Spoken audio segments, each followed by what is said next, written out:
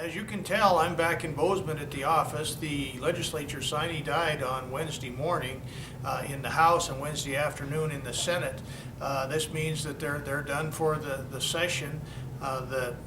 They passed House Bill 2 with some amendments from the governor.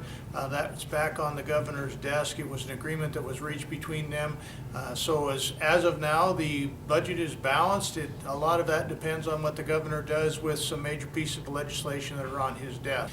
One of those pieces of legislation is Senate Bill 96. Senate Bill 96 reduces the business equipment tax. It sets a $100,000 threshold and puts the tax rate at 1.5% up to $6 million. That bill's laying on his desk. We'll see what they do with that. It passed through the House.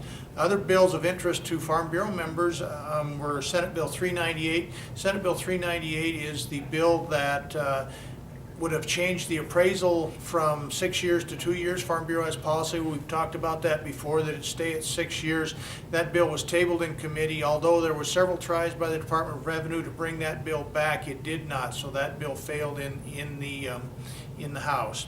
Another bill, Senate Bill 173, was the work comp bill. This would transfer about $60 million worth of the debt from the old state fund to the new state fund, and not allow them to raise rates. We oppose that bill. We think it's not a good idea to set rates for an insurance company, which in essence is what the state fund is. There was a part in there that said that they couldn't raise rates, but they also didn't say that they couldn't lower rates. So if our exposure rate went down, if our loss ratio went down, they wouldn't have to lower rates. So we were concerned that this would create another old fund. Glad to see that the House didn't approve the Senate amendments, and so that bill is dead. Another one, Senate Bill 19, was the water bill we talked about all session.